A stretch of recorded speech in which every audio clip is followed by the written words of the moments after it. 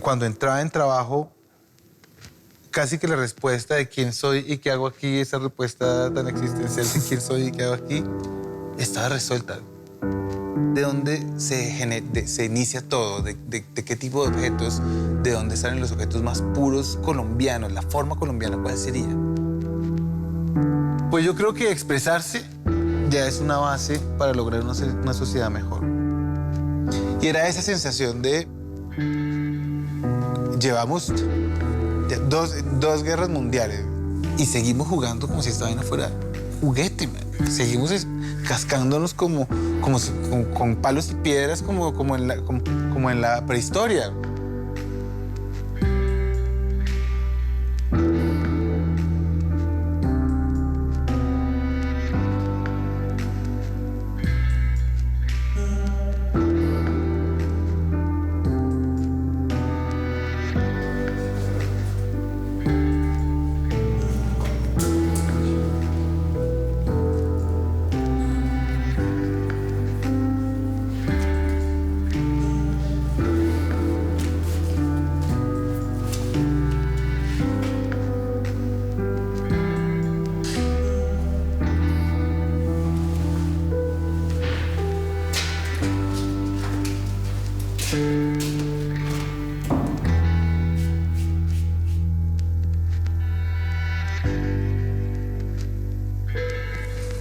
Bueno, Fer, mil gracias. Acá estamos en tu estudio. Muchas gracias por recibirnos. No, con mucho gusto. La idea, pues, es que conversemos y intentemos profundizar, pues, sobre tu trabajo. Me interesa mucho que nos empieces a dar un recorrido sobre los orígenes de este material que a ti te obsesiona y con el que trabajas, que es la piedra. ¿De dónde vienen estas piedras? Bueno, la piedra como material tiene varias maneras de formarse. Los mármoles son carbonato de calcio se forman por sedimentación de materia orgánica, generalmente conchas, huesos, que por presión se juntaron en un material, digamos, luego por el cambio de las placas tectónicas bajaron a muchos kilómetros abajo y con más presión y más temperatura se convirtieron en este material que es el mármol, digamos. Y después, en los millones de años, volvieron y subieron con los cambios de las placas tectónicas y se convirtieron en montañas. Y por eso las canteras, digamos, están en las montañas. Es el mármol. El granito es magma solidificado, ¿no? Son, digamos, gotas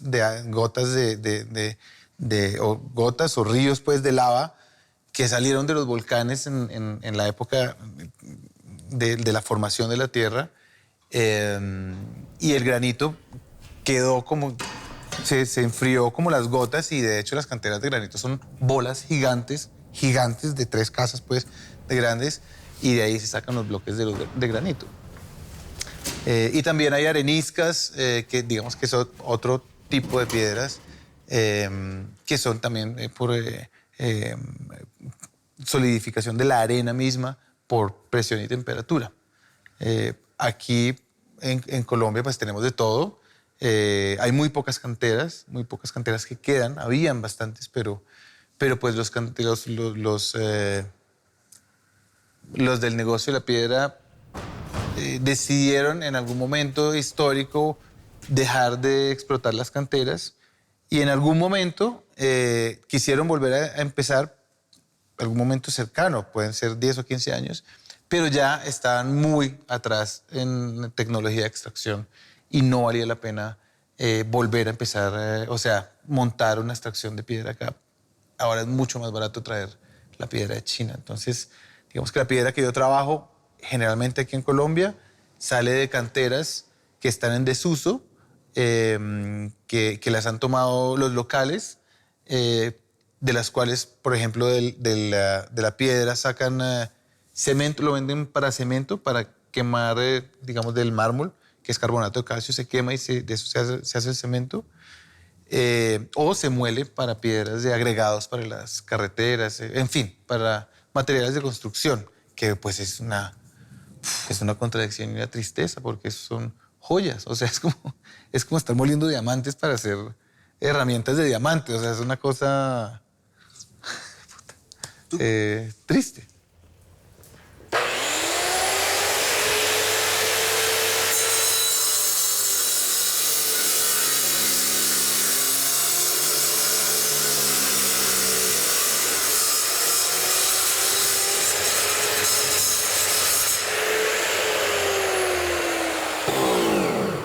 Interiormente, ¿qué preguntas te vas haciendo y qué respuestas vas encontrando cuando te enfrentas al trabajo, acá en el taller, con ese material que tiene tantos años formándose, que tiene tanta historia, que carga tanta información?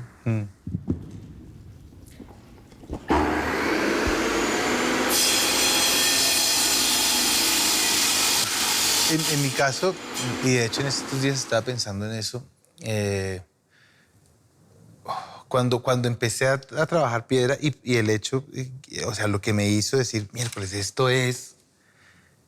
era que cuando entraba en trabajo, casi que la respuesta de quién soy y qué hago aquí, esa respuesta tan existencial de quién soy y qué hago aquí, estaba resuelta. O sea, como que en ese momento ya eso estaba resuelto. No tengo ni idea quién soy, no tengo ni idea qué hago aquí, pero parece que esto me lo resuelve, ¿no? Y es la sensación de estar en el momento, en el momento y en el lugar que mi alma quiere estar cuando hago piedra.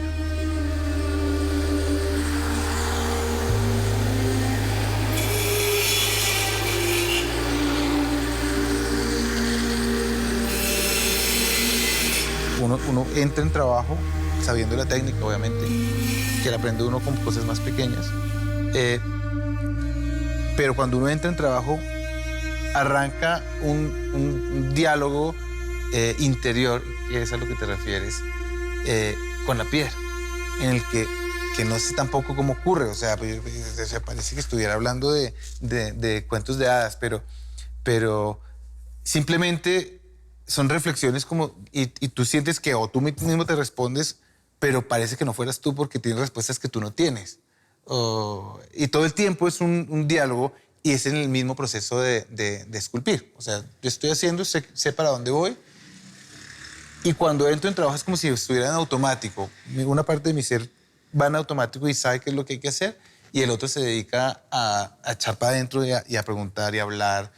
Y pues no es una cosa que ocurra conscientemente, mucho más inconsciente, digamos. Yo sé que ocurre, pero no es que yo, listo, y ahora voy a pensar y voy a trabajar y tú en automático y tú... No, es una cosa que ocurre. Y es una sensación muy bella, porque es una sensación... yo lo compararía con la meditación, pero a mí me va fatal la meditación porque nunca me puedo concentrar, pero es así. Entro en trabajo y me despierto a las 2 horas. Tengo hambre, necesito comer algo. Y como algo y vuelvo dentro y vuelvo y entro para abajo. Y vuelvo y salgo al rato. Es esa sensación que dije, ¡guau! Esto es lo que yo quiero en mi vida. Sí, es que el concepto de esculpir sí va muy de la mano, siento que va muy de la mano con la meditación, porque más que agregar y agregar pensamientos es soltar, desprenderse, desprenderse de lo que nos sirve, quizás de los deseos, quizás de las pretensiones, quizás y actuar prácticamente con el solo instinto, buscando lo realmente esencial.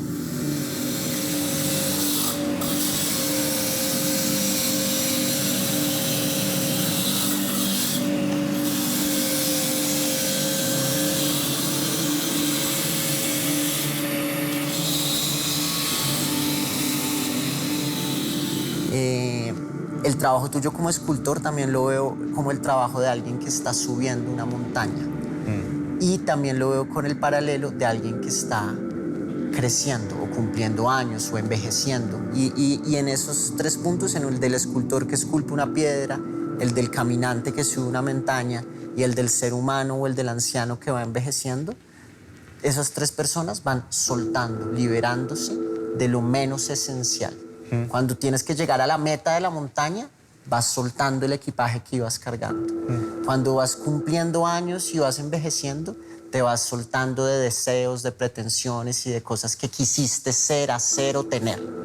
Y el escultor, me gusta romantizarlo en esa idea, también va soltando muchas cosas y va encontrando la forma esencial, lo que realmente vale la pena buscar en esa piedra y en ese material infinito, buscar la forma precisa, sin nada que le sobre.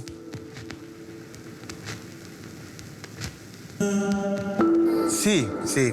Y lo que hablamos ahora, que te decía que la escultura, digamos, la talla, digamos que hay dos formas de escultura que se denominan talla directa y talla indirecta. La talla indirecta es cuando tú tienes el Miguel Ángel, el David, y lo quieres hacer exacto, y entonces coges aparatos y pasas cada medida del bloque hasta que queda como lo que querías. Esa es talla indirecta. La talla directa es, tú tienes la idea de lo que quieres hacer, puedes tenerlo incluso en un modelo, y vas a la piedra y empiezas a hacerlo sin tantas medidas. Encontrando. Encontrando. Entonces, en ese caso, te encuentras también con el material. O sea, con el material también te dice, no, este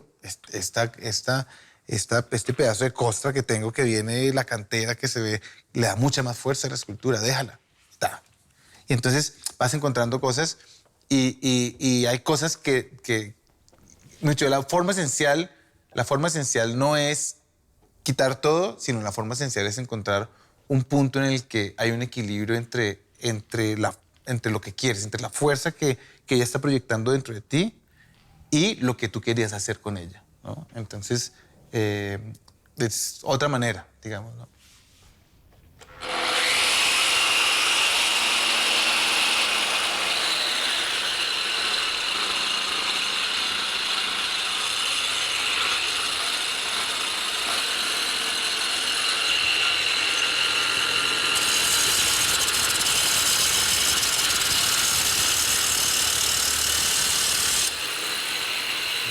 Yo recuerdo que vino, no me acuerdo el año en que fue, pero vino una exposición de Henry Moore al Museo Nacional, en el que habían, pues, piezas de... La mayoría de Henry Moore no eran de piedra, eran de bronce, creo. Pero habían un par de piezas de piedra, una de Brancusi y una de Arp. Yo en ese momento estaba estudiando diseño industrial. Los conocía, los había visto, pero nunca había visto una obra en piedra de ellos pues en vivo y en directo. Y cuando las vi, yo sentí que, o sea, que el material era otra cosa. O sea, es otra cosa, tiene otra fuerza, tiene otra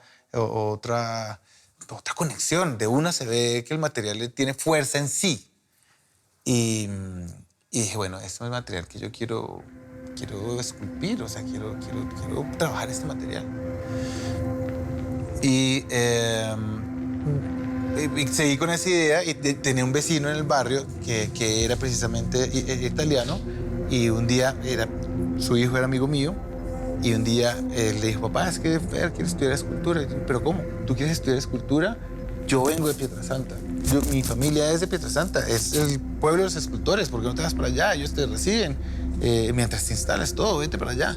Y yo, pues, de ahí en adelante dije, bueno, claro, me voy. Y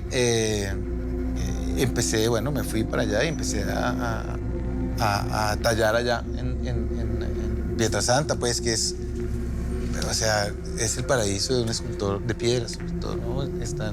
Es un lugar donde están los escultores más grandes del mundo haciendo sus reproducciones o mandando a hacer sus reproducciones, donde están los artesanos más hábiles en el mármol, con un deseo de llegar a la perfección, de lograr algo espiritual con el mármol. No son artesanos simplemente de objetos, sino en realidad tienen una mística ancestral para hacer escultura. O sea, te fuiste a Pietrasanta sin haber trabajado la piedra, sin haber trabajado la escultura, sí, prácticamente virgen en ese... Sí, yo había trabajado madera, había trabajado mucha madera acá antes de irme. Y después cuando sentí esto de la piedra, dije, bueno, voy a intentar la piedra porque en realidad me golpeó mucho. y me fui allá sin trabajar piedra. Cuando empecé a trabajar, los maestros que tenía me dijeron, no, pues tú tienes, o sea, tienes toda la técnica porque la madera es más o menos parecida. Hombre, sí, radicalmente, pero para empezar a trabajar estaba bien. Y no fue un problema, porque más o menos es lo mismo. O sea, cuando tú tallas un bloque de madera, con toda la diferencia que tiene, que la madera tiene vetas y es mucho más blanda, el mármol es más duro, pero con toda la diferencia técnica más o menos manual es parecida. Entonces empecé a trabajar por ahí y ya definitivamente estaba en lo cierto, me enamoró el material. Es muy difícil salirse de ese amor, o sea, es que sabe, muchas veces la gente me pregunta, pero piedra, Fernando, piedra en esta época, ¿por qué piedra? No tengo ni idea, es amor, es una cosa que cuando lo empiezas a trabajar, cualquier material no te dice nada. Y para mí es muy importante eso, para mí es muy importante trabajar y tener una retroalimentación adentro del material cuando trabajo. En conocimiento, en reflexión, no sé, no podría decirlo en palabras, pero existe una retroalimentación que no la tengo con ningún otro trabajo.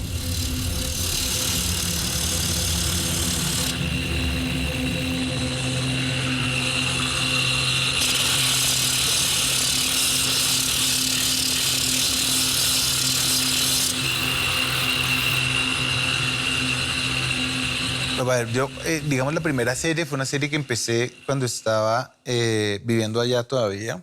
Y era una serie como muy precolombina también, pero al mismo tiempo muy pop. Incluso podría ser...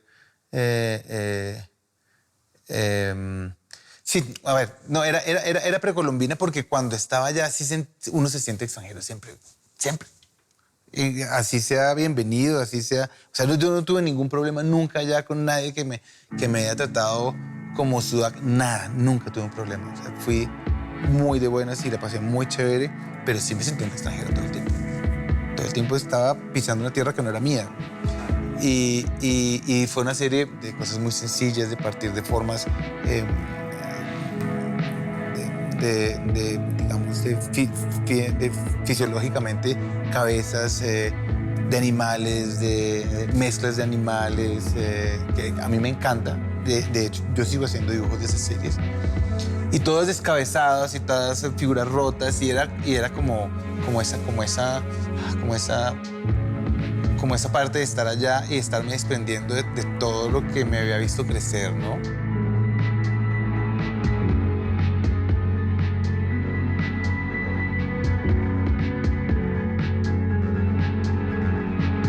Quizás recuerdas algún acercamiento tuyo con la cultura precolombina. Mucho porque mi abuela tenía una colección.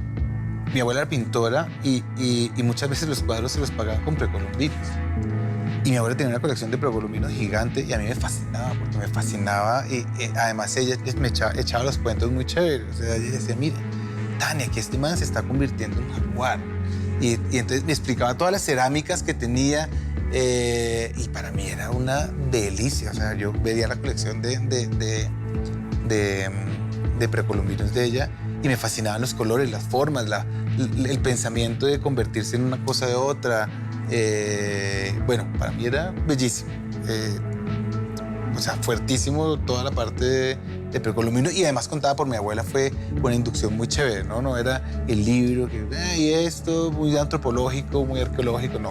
Esta mujer me echaba el cuento bacano de los precolombinos.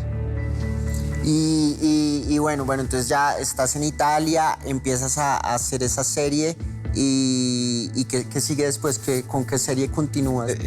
Me fui a Barcelona, me instalé en Barcelona, empecé a producir en Barcelona.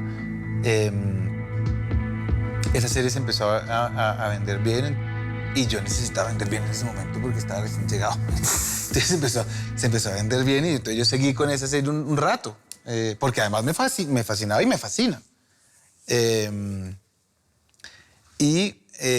Después empecé a hacer una serie más arquitectónica, más basada en toda la arquitectura inca, Sí, sobre todo en sitios de rito. Y se llamaba rito. Seguía siendo, que me parece muy bello desde este punto de vista ya, seguía siendo muy tiernita. O sea, eran piedras muy redonditas, escaleritas redonditas, pero todo como llevando a un lugar, como haciendo lugares de ritual, pero yo creo, y lo había pensado, que era mucho haciendo como ese paralelo de lo que te digo. Para mí la escultura era ese sitio ritual al que yo llegaba siempre. Pum. Un sitio, un lugar. Yo llego a un lugar en mi mente, en mi cuerpo, cuando trabajo. Es ese templo, ese sitio ritual. Cuando trabajo, llego en mí a un lugar. Y era como eso. Y eran varias esculturas que eran sitios rituales. Vuelvo a jugar un poco precolombino porque era uno que se llamaba Al pájaro, a la espera, el rito de la espera, rito del pájaro, rito no sé qué. Eran puros sitios rituales, chiquitos, pequeñitos.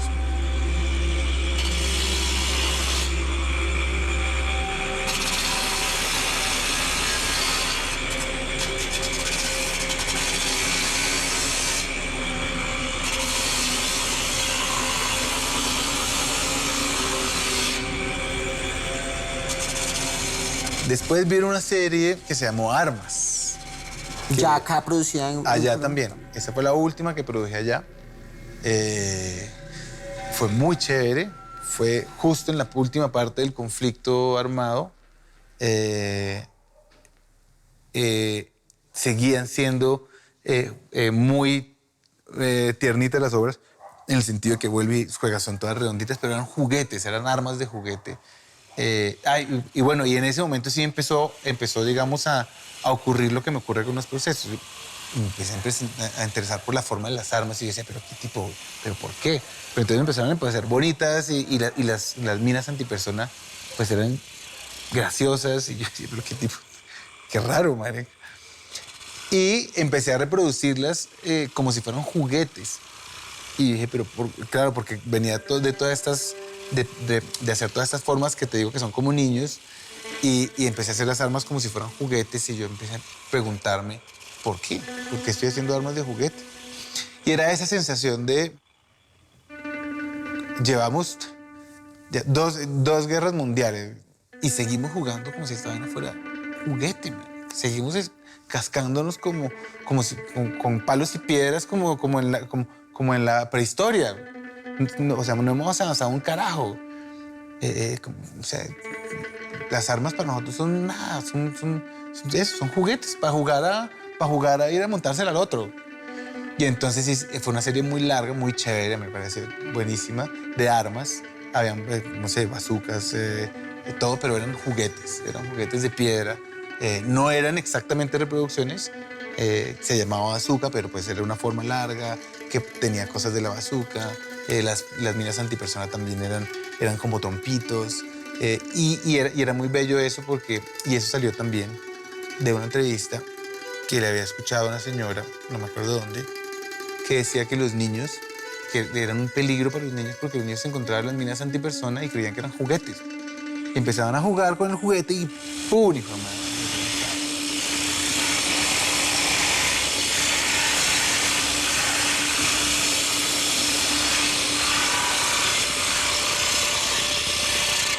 Después seguí con una serie que empezó llamándose Adivinatoria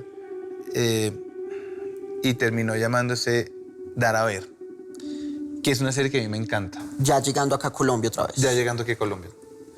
Entonces ahí fue chévere porque lo que te digo de las canteras, yo llegué aquí a buscar piedra y entonces empecé a buscar canteras alrededor y lo que yo me encontraba eran piedras. Pues piedras y no muy grandes tampoco. O sea, si yo quisiera hacer algo monumental, pues no podía. Entonces eso, aquí ya no había bloques. Y ya yo tenía que, más o menos, el proceso era inverso. Yo tenía que ir a la cantera a ver qué podía lograr con lo que había. Y eso fue bellísimo también, porque entonces el diálogo con la piedra se hizo mucho más fuerte. Yo empecé a trabajar, digamos que empecé a trabajar ideas, las mías que estaba trabajando en ese momento, que no me acuerdo qué era, o ideas simplemente. Pero con las piedras que sobraban, yo empecé a verlas y ahí ya había escultura. Y entonces cogía la piedra y empezaba a tallarla y empezó a haber un diálogo entre la piedra y yo mucho más directo, mucho más... dejaba que me propusiera, pero sabía que podía cambiar y sabía que tenía que cambiar. Y para lograr una fortaleza en lo que estaba presentando o en el resultado final, digamos. Y esa serie, que empezó siendo adivinatoria y se presentó incluso en La Cometa, presentamos una pequeña exposición, que fue mi primera exposición en La Cometa de adivinatoria. Después terminó siendo Dar a Ver, porque es eso, es como... Yo veía ya una escultura, pero nadie más la veía. La gente estaba... Es como... la gente estaba viendo una piedra. Y entonces lo que yo me imaginé en ese momento es lo que hace un restaurador. La gente ve las verduras, pero cuando tú le preparas, le estás dando de comer. Tú estás dando de comer a alguien. Pues lo mío es dar a ver. Estoy dando a ver algo que no estás viendo. Entonces, digamos que esa serie fue, pues, Dar a Ver también. Es muy chévere y muy importante porque para mí es cuando estoy muy metido en una serie o cuando ya estoy cansado de una serie y no puedo ver más, ella es mi rescate. Yo cojo las piedras que están de atrás, que más o menos empiezo a ver formas y empiezo a improvisar y me empiezo a llenar de otras ideas, ¿no? Ella siempre... Esa serie siempre es la que me propone cosas nuevas. Lindo ese título, Dar a Ver, porque pues realmente el arte sí debe ser eso, debe ser proponer una forma diferente, proponerle a un público una forma diferente de prestar atención y de observar. Y no creo que sea casual, además, que sea como otra vez tu encuentro acá otra vez en Colombia, con materiales colombianos y también seguramente con un público colombiano. Y fue una serie, y esta serie cambia mucho porque ya es una serie distinta. Es una serie muy geométrica. Empieza a ser todo muy geométrico. Ya a veces muy excesivamente duro, digamos, ¿no? Fue un cambio completamente. Venía de todas las formas redondas, muy juguete, muy tiernito. Esta serie es pesada, es fuerte, es seria.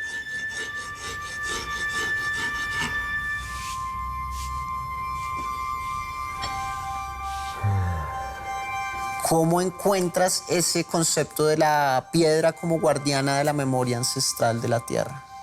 Cuando yo estaba estudiando diseño industrial, parte de mi... parte de mi investigación, digamos, para la tesis, era una parte formal, y fue una parte formal que quise hacer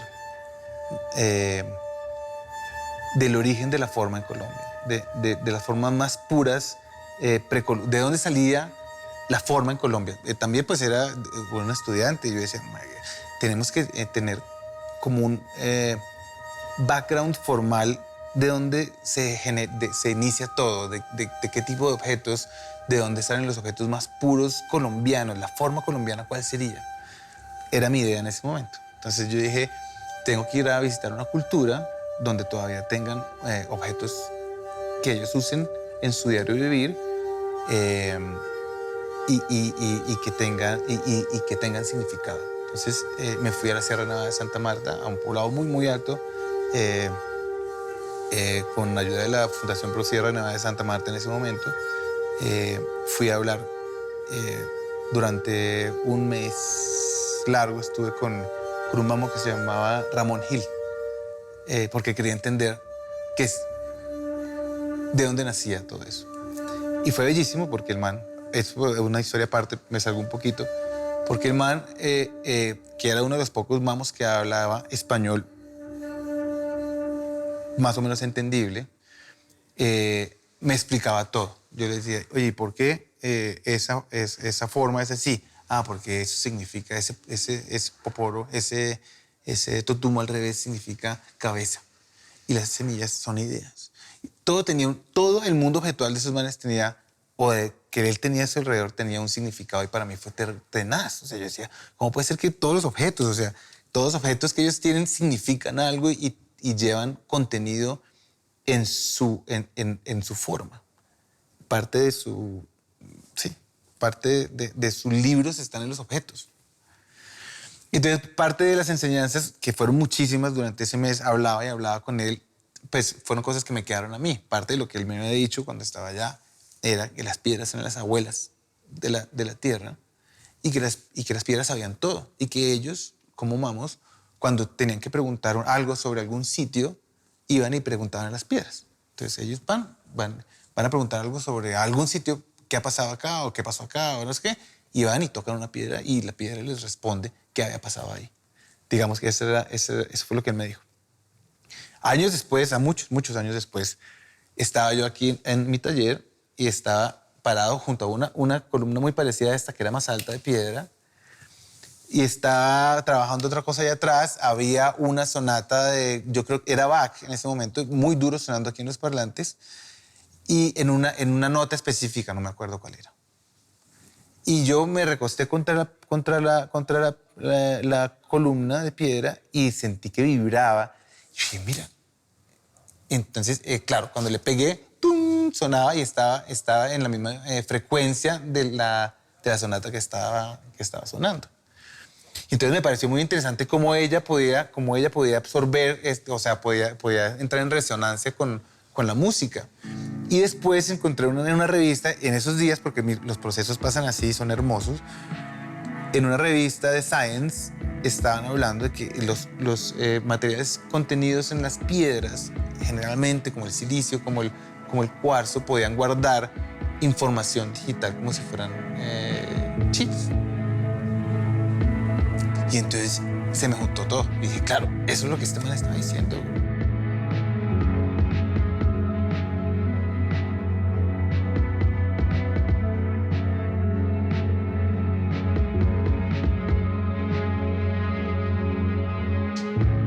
Bueno, Fer, estamos acá con Diego Manrique y Felipe Durán, que pues hay que agradecerle que generosamente pues van a hacer una interpretación con lo que les inspira estar acá ocupando este espacio en el cual pues tú trabajas. No sé, quisiera como indagar en ese mundo de la música y qué significa para ti la música y como qué relaciones o qué diálogos puedes encontrar con las artes plásticas y con el trabajo tuyo como escultor. Pues la música, como la escultura, es otro idioma, y es un idioma, digamos, sutil, en el que uno busca comunicarse desde el alma, digamos, con otra, pues es digamos, un idioma más certero para comunicar lo que uno tiene adentro. Yo siempre, desde muy pequeño,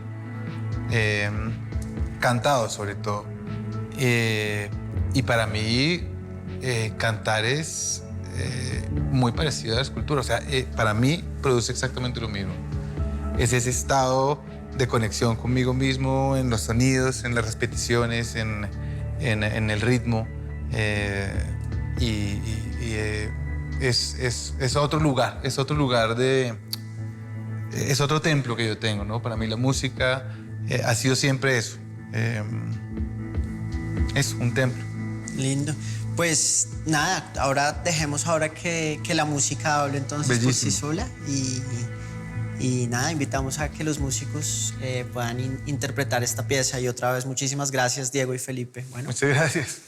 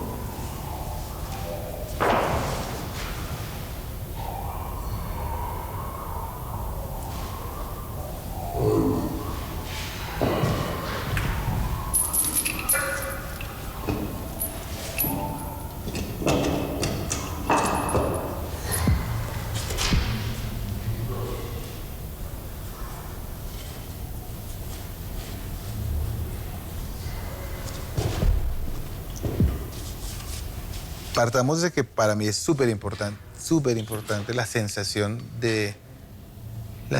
adentro del trabajo, del oficio. Eso es clave para mi manera de vivir, digamos, ¿no? Y parto de ahí, digamos. Ahora, los procesos, mi proceso creativo, generalmente, porque puede variar, pero generalmente yo empiezo a interesarme en cosas. En la serie de ensambles, por ejemplo, en la arquitectura japonesa, de cómo se ensamblan las piezas para hacer templos y construcciones gigantes sin usar ni un clavo ni un pegante, o sea, solo con ensambles de madera para que trabajen juntos, para que trabaje, digamos, los bloques, cuando se ensamblan, trabajan ya como un solo bloque. Y me encantaban, o sea, yo decía, esta gente son genios. Y duré mucho tiempo investigándolos y mirando una forma, mirando la otra, y tratando de reproducirlos en madera y no entendía por qué me interesaban tanto. Pero al mismo tiempo estaba sucediendo el proceso de paz. Más o menos era por la época del 2015. Y empecé a tratar de hacerlos en piedra. Dije, bueno, empecé a hacerlos en piedra. Y cuando les empecé a hacer, que hacía primero la copia en arcilla, y la copia en arcilla empataba perfecto. Y la fui a pasar a la piedra, medí con milímetros todas las partes, lo fui a ensamblar.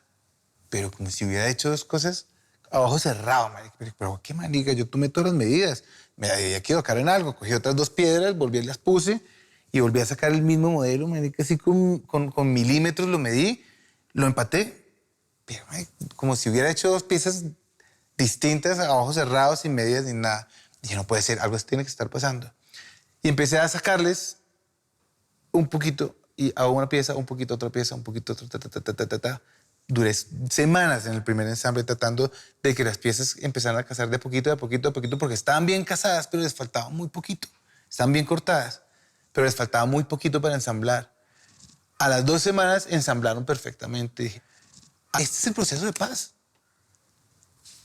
Las dos partes tenemos que dar de nosotros. Un poquito acá y un poquito de ellos, un poquito de nosotros, un poquito de ellos, un poquito de nosotros, hasta que volvamos a ensamblarnos como sociedad.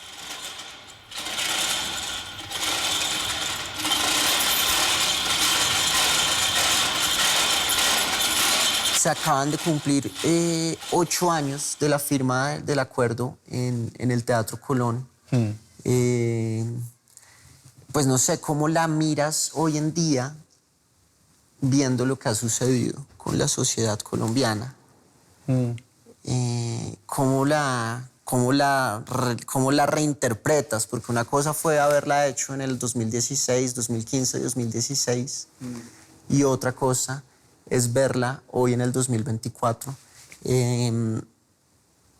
No sé, ¿cómo reinterpretas ese momento que sucedió? ¿Cómo lo contrastas con este momento que vivimos ahora? Y al mismo tiempo, ¿cómo observas como testigo de ese momento a tu obra?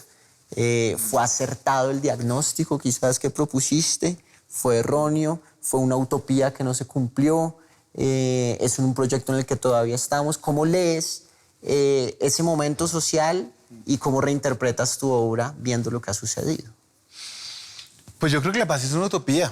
O sea, somos muy complejos como criaturas, los humanos, como para decir que podemos vivir en paz completamente. La paz es una utopía. Fue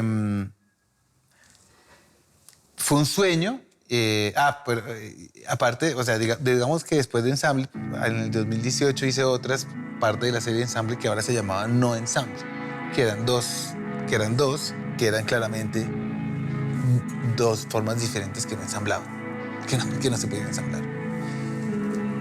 Un poco triste por lo que había pasado con el proceso. Yo creo que el proceso de paz no se logra porque los intereses que hay detrás de la paz, o sea, detrás tras bambalinas, no son los de la paz. Los objetivos que tienen los unos y los otros no concuerdan para hacer la paz. Digamos que los combatientes y los soldados tienen justa razón de no querer seguir matándose. Pero hay mucha gente que no vive la guerra, que no le interesa que la guerra acabe. No, hay muchos negocios detrás de la guerra de Colombia que no están interesados en que la guerra acabe y mientras esos negocios sigan alimentando el conflicto en la parte social, pues yo veo muy difícil que podamos lograr algo medianamente coherente como proceso de paz. No sé, a mí me tiene triste. Yo creo que es un proceso, sigue siendo un proceso, pero como sociedad tenemos que ser mucho más sinceros.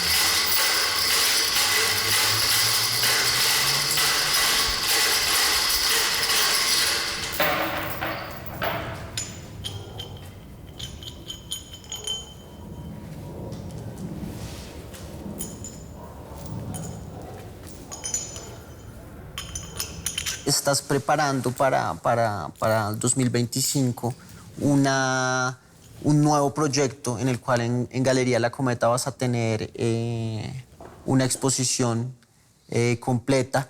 En este sí que llevo trabajando, digamos, la parte pre del proceso mucho tiempo. Yo llevo interesándome en las semillas mucho tiempo, ¿no? En la forma, sobre todo. Son las maestras absolutas en la forma, en la geometría, en la efectividad que tienen para preservar la vida.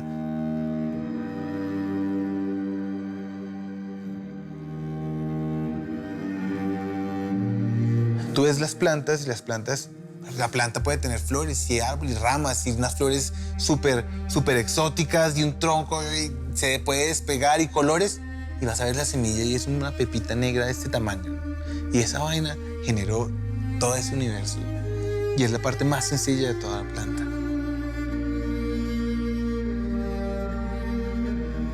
Yo veo que este mundo está demasiado lleno de vainas, están pasando demasiadas cosas, demasiadas guerras. O sea, en 5 años se volvió loco el mundo y es un poco volver a lo más importante, volver a la vida, a valorar lo importante.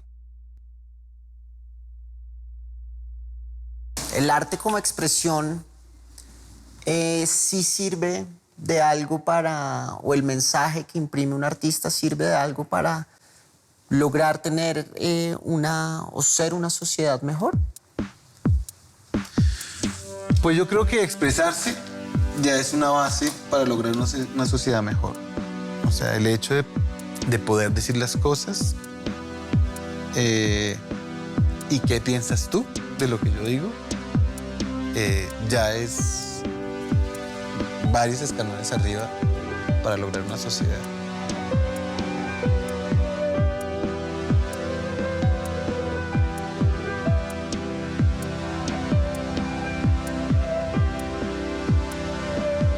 No, Fer, pues ha sido un placer compartir este capítulo contigo. Siempre las reflexiones que deja tu obra nos dejan pensando un montón. Espero que para el público que vea este programa pues pueda generarle las mismas inquietudes que le ha generado al público que se ha enriquecido durante tantos años observando tus proyectos. Y bueno, nos veremos pronto para ver en qué andamos. Muchísima suerte con tu exposición. Muchas gracias. En Galería La Cometa. Aquí. Y aquí estaremos. Un orgullo estar aquí. Chao.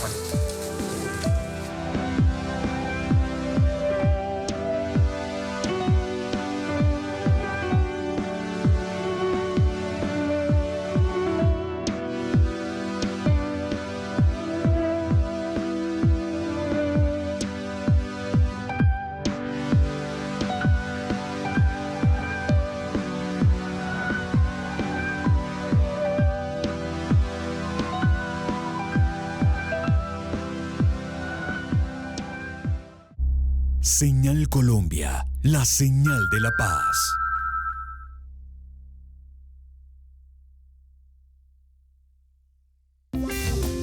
Este contenido fue financiado con recursos del Ministerio de Tecnologías de la Información y las Comunicaciones.